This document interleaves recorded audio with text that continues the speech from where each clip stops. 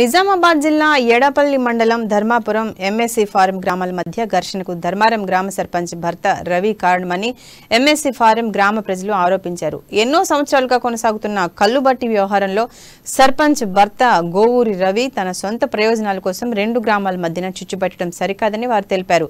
MSc form గ్రామ మాజీ సర్పంచ్ భూషణం రవికుమార్ గౌడ్ ఆధ్వర్యంలో మీడియాతో మాట్లాడారు.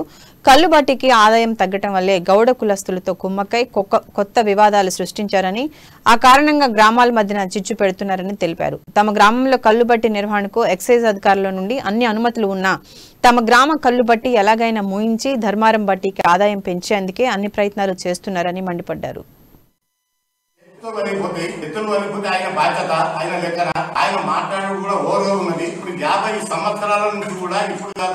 వాళ్ళ ఆడవాళ్ళు వస్తూ పోతా ఉంటారు, వాళ్ళ అక్కజల్లలో పోతారు, మా ఊరు పోతారు, ఆడవాళ్ళు అందరూ వస్తా పోతా ఉంటారు. ఆయన మాట్లాడితే ఎట్లా నీచుగా మాట్లాడుతున్నాడు. వాళ్ళందరినీ రెచ్చగొట్టి తీసుకుని వచ్చి పెద్ద కిటికీలు పెట్టి ఆడ